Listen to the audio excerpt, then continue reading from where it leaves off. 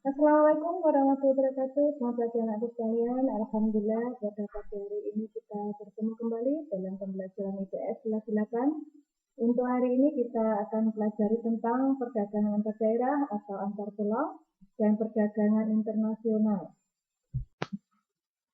Assalamualaikum warahmatullahi wabarakatuh. Selamat pagi anak sekalian. Alhamdulillah pada pagi hari ini kita bertemu kembali dalam pembelajaran IPS.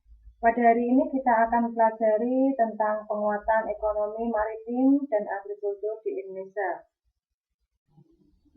Pulau-pulau di Indonesia ini dipisahkan oleh laut dan selat. Sementara itu dalam pelayaran dan perdagangan, laut dan selat ini memegang peranan yang sangat penting karena digunakan sebagai jalan bebas hambatan yang bisa digunakan untuk penduduk pulau manapun.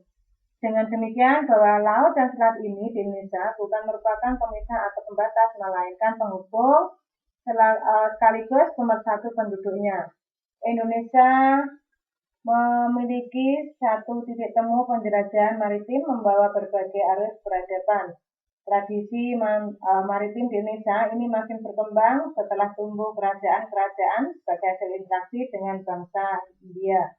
Tidak aneh bila kejayaan maritim ini pada masa lampau saat ini hendak dibangkitkan kembali. Antara lain yaitu penguatan ekonomi maritim. Istilah maritim ini berasal dari bahasa Inggris yaitu maritime yang berarti navigasi maritim atau bahari. Dari kata lain bahwa lahirlah kata maritim power yaitu negara maritim atau negara samudra. Jadi pengaman maritim ini merupakan segala aktivitas pelayaran dan perniagaan yang berhubungan dengan kelautan atau disebut juga dengan pelayaran niaga. Indonesia dapat disebut negara maritim karena sebagai negara kepulauan memiliki 2/3 luas lautan lebih besar daripada daratan sehingga menjadi tantangan tersendiri untuk memajukan maritimnya. Sementara itu berdasarkan garis pantai di hampir setiap pulau di Indonesia itu kurang lebihnya 81.000 km, menjadikan Indonesia menempati urutan kedua setelah Kanada sebagai negara yang memiliki garis pantai terpanjang di dunia. Kekuatan inilah yang merupakan potensi besar untuk memajukan perekonomian Indonesia. Pernahkah kalian mendengar berita penenggelaman kapal ikan asing oleh TNI karena melakukan pencurian ikan di laut Indonesia? Pencurian ikan laut nelayan asing sangat merugikan Indonesia. Hasil ikan yang seharusnya diekspor oleh Indonesia dan menjadi sumber pendapatan negara hilang karena dinikmati oleh negara asing.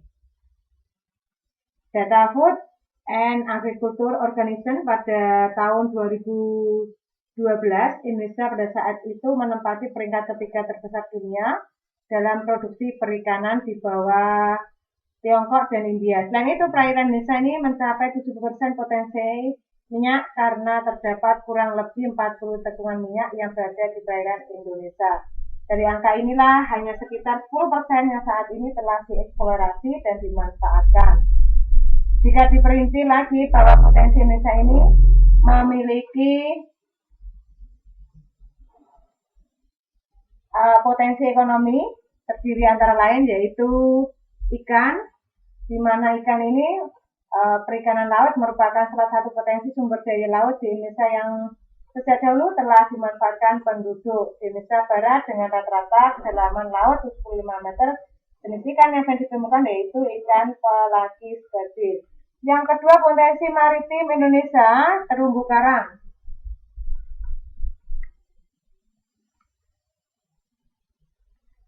Terumbu karang ini terumbu meliputi batuan sedimen kapur di laut yang terbentuk dari kapur yang sebagian besar dihasilkan dari koral atau binatang yang menghasilkan kapur untuk kerangka tubuhnya. Jika ribuan koral membentuk koloni, koral-koral tersebut akan membentuk karang. Potensi ekonomi maritim Indonesia yang ketiga yaitu hutan mangrove atau hutan bakau. Ini adalah merupakan tipe hutan yang berada di daerah pasang surut air laut. Saat air pasang, hutan mangrove digenangi oleh air laut. Pada saat air surut, hutan mangrove bebas dari genangan air laut. Potensi ekonomi berikutnya yaitu bahan tambang. Selain ikan, terumbu karang, dan hutan mangrove, potensi kemaritiman Indonesia yang lainnya yaitu tambang seperti minyak, bumi, nikel, emas, bauksit, pasir, besi-besi, timah yang berada di bawah permukaan laut. Hampir 70% produksi minyak dan gas bumi ini berasal dari kawasan pesisir. Potensi ekonomi maritim Indonesia yang kelima, transportasi laut. Sebagai negara kepulauan, bahwa Indonesia itu sangat memerlukan sarana transportasi laut dengan jumlah pulau lebih dari 17.000. Perlu penggunaan Indonesia transportasi membantu peran transportasi antar pulau tersebut. Yang keenam, keindahan pantai. Dengan garis pantai pulau-pulau di Indonesia ini dipisahkan oleh laut dan selat. Sementara itu dalam pelayaran dan perdagangan, laut dan selat memegang peranan yang sangat penting karena digunakan sebagai jalan bebas hambatan yang bisa digunakan oleh penduduk atau pulau manapun. Dengan demikian, laut dan selat di Indonesia ini bukan merupakan pemisah atau pembatas, melainkan penghubung sekaligus pemersatu penduduknya. Indonesia sebagai titik temu penjelajah maritim membawa berbagai arus peradaban. Tradisi maritim di Indonesia ini makin berkembang setelah tumbuh kerajaan-kerajaan sebagai hasil interaksi dengan bangsa India. Tidak aneh bila kejayaan maritim pada masa lalu saat ini tidak dibangkitkan kembali. Istilah maritim berasal dari bahasa Inggris yaitu maritime yang berarti navigasi maritim atau bahari. Dari kata inilah kemudian lahir kata maritim power yaitu negara maritim atau negara samudra. Pemahaman maritim merupakan segala aktivitas pelayaran dan perniagaan yang berhubungan dengan kelautan atau disebut pelayaran niaga. Indonesia dapat disebut negara maritim karena sebagai negara kepulauan ini memiliki 2/3 luas lautan dari besar daripada daratan sehingga menjadi tantangan tersendiri untuk memajukan maritimnya. Sementara itu, berdasarkan garis pantai di hampir setiap pulau di Indonesia kurang lebihnya 81.000 km menjadikan Indonesia menempati urutan kedua setelah Kanada sebagai negara yang memiliki garis pantai terpanjang di dunia. Kekuatan inilah yang merupakan potensi besar untuk memajukan perekonomian Indonesia. Pernahkah kalian mendengar istilah penenggelaman kapal ikan asing oleh TNI karena melakukan pencurian ikan di Laut Indonesia? Mereka ini mencuri ikan karena Laut Indonesia memiliki potensi ikan yang cukup besar. Pencurian ikan ini oleh nelayan asing sangat merugikan Indonesia. Hasil ikan yang seharusnya diekspor oleh Indonesia dan menjadi sumber pendapatan negara hilang karena dinikmati oleh negara asing.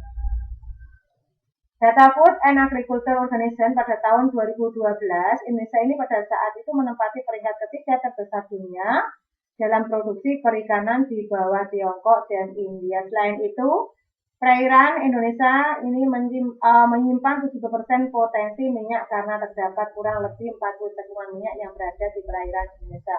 Dari angka inilah hanya sekitar 10% yang saat ini telah dieksplorasi dan dimanfaatkan. Hal ini akhirnya menunjukkan bahwa masyarakat Indonesia belum merasakan peran signifikan dari potensi maritim yang dimiliki yang ditandai dengan belum dikelolanya potensi maritim secara maksimal.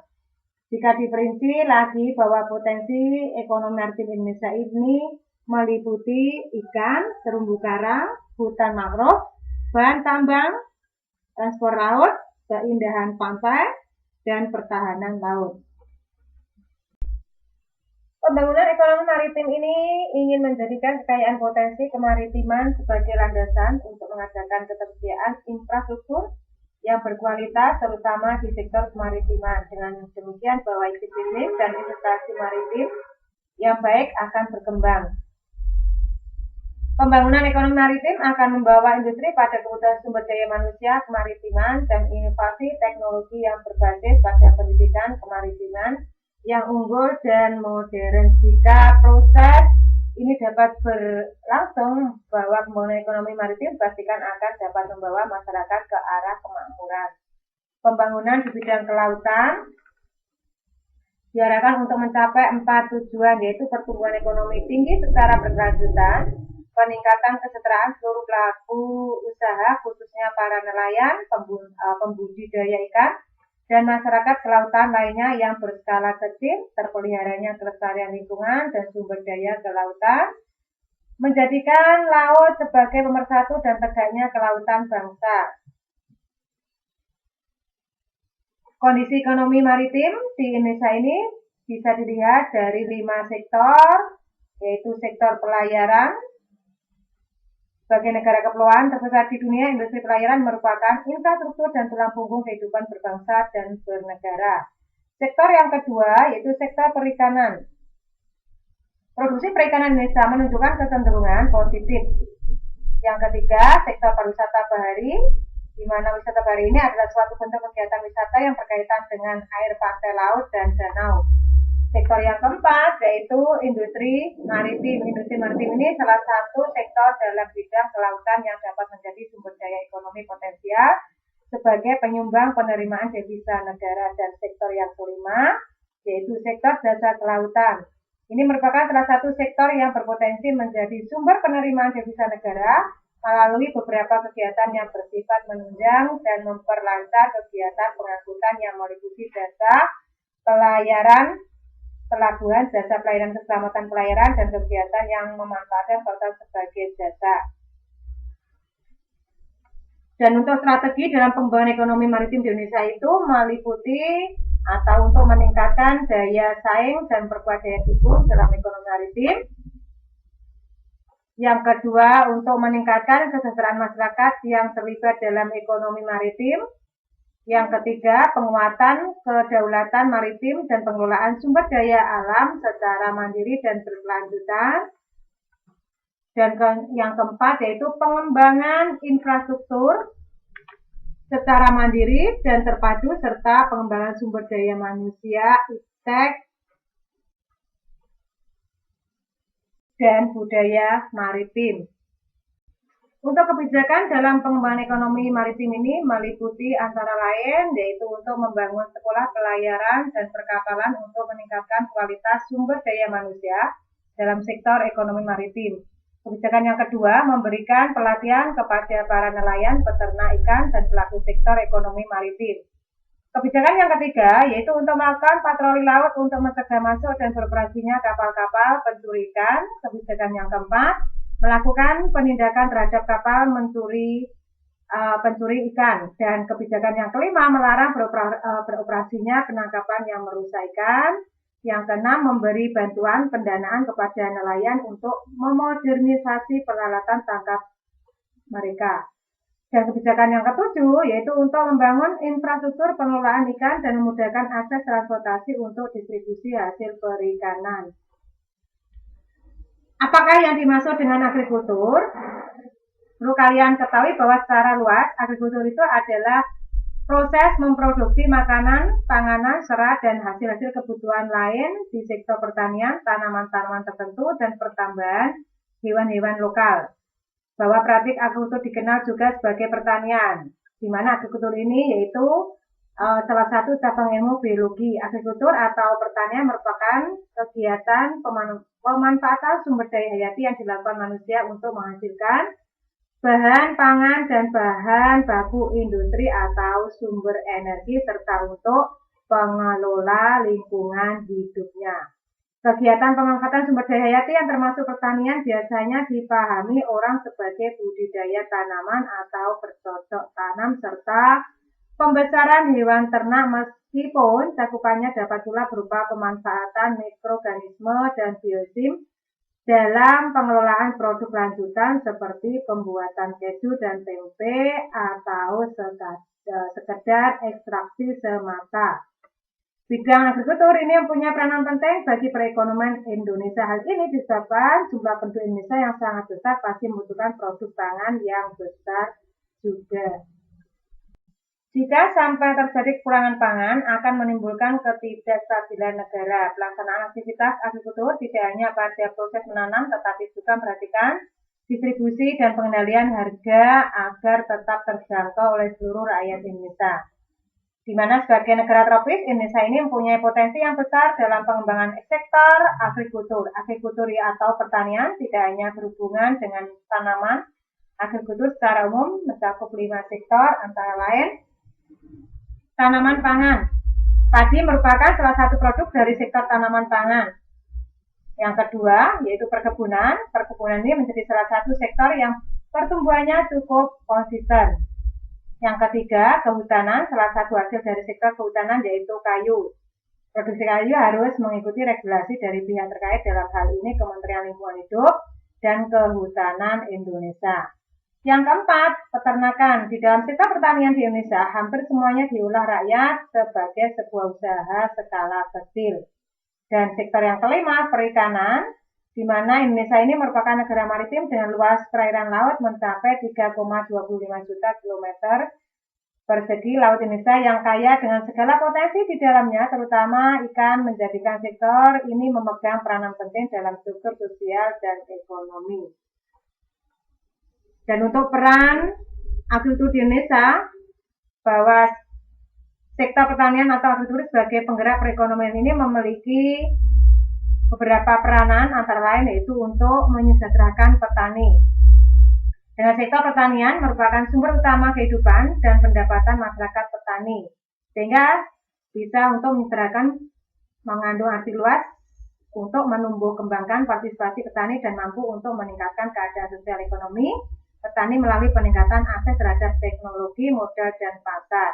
Peranan yang kedua yaitu menyediakan pangan, di mana peranan klasik dari sektor pertanian dalam perekonomian nasional adalah yaitu penyediaan bahan pangan bagi penduduk Indonesia yang saat ini sudah berjumlah lebih dari 220 juta jiwa.